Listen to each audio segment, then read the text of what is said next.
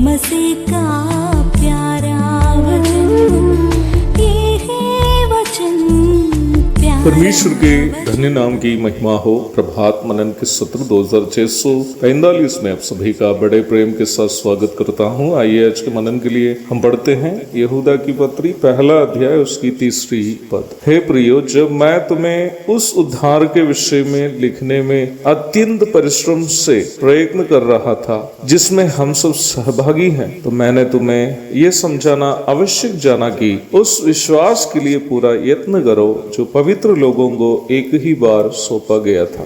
3री पद से लेकर पत्री के मुख्य विषय वस्तु की चर्चा हम देखते हैं। यहूदा, जो पत्री के लेखक है, कह रहा है कि वह इस पत्री के द्वारा उस उद्धार के विषय में कहने के लिए परिश्रम कर रहा था जिसमें हम सब सहभागी हैं। यहूदा का यह प्रस्ताव सीमित शब्दों में कई बातें कहने की कोशिश के रूप में समझ सकते हैं। उस उद्धार के विषय में हम सब जिसमें सहभागी हैं करके प्रारंभ में ही कहते समय यहूदा ये स्पष्ट कर रहा है कि उनकी ये पत्री पूर्णतया उन लोगों के लिए है जो उद्धार के सहभागी है अथवा उद्धार वास्तव में पाए हुए हैं। मैं इस बात को पूर्व में कई बार बता चुका हूँ कि बाइबल में जितनी भी पत्रियां हैं, अर्थात रोमी से लेकर यहूदा तक, सभी कोई विश्वासी को नहीं तो कलीसिया को संबोधित करते हुए लिखी गई है।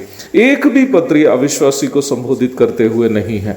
प्राथमिक रूप में पत्रिया एक मसीह विश्वासी को यीशु मसीह के धार्मिक स्वभाव में बढ़ने का मार्गदर्शन है, जिसे हम एक शब्द में उपदेश या शिक्षा कहते हैं। यहूदा भी ये बात स्पष्ट कर रहा है कि अपनी इस पत्री उन लोगों के लिए है जो उद्धार में सहभागी है। बाइबल सिखाने वाला उद्धार एक सार्वजनिक स्वभाव का है। Salvation about which the Bible teaches has a general nature। वो सार्वजनिक स्वभाव में पहला यह है कि परमेश्वर ने इस उद्धार को दुनिया के सभी लोगों के लिए तैयार किया है। यूहन्ना 3:16 हम सबके लिए काफी परिचित एक आयत है। परमेश्वर ने जगत से ऐसा प्रेम रखा कि उसने अपने एक एकलौता पुत्र दे दिया ताकि जो कोई उस पर विश्वास करे, ध्यान दीजिएगा, ताकि जो कोई उस पर विश्वास करे वह नष्ट ना हो परंतु अनंत जीवन पाए।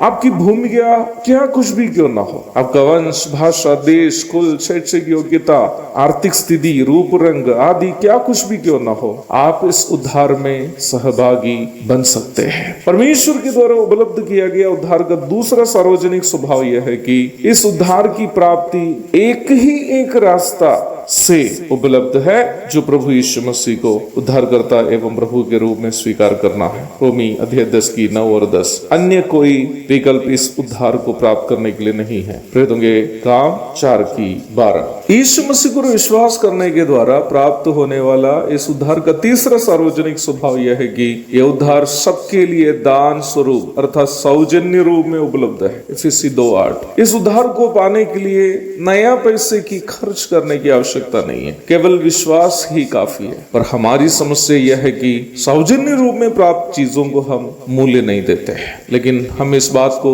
कभी नहीं भूले कि संसार में जितने भी बेकीमती वस्तु है जिसे हर मनुष्य जीवन भर खरीद कर अपना जीवन गुजार नहीं पाएंगे, जैसे प्राणवायु, उस प्रकार के बेकीमती चीजों को परमेश्वर ने हमारे लिए मुफ्त में ही दे दिया है। इसलिए हम भी हमारा उद्धार को जिसमें हम सब सहभागी हैं कभी भी कम मूल्य का ना समझे।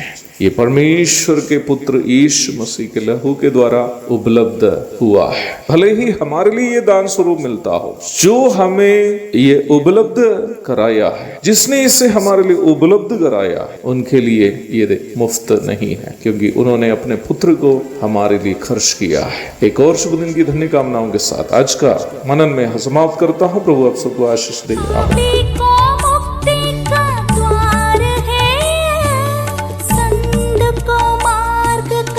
दर्शन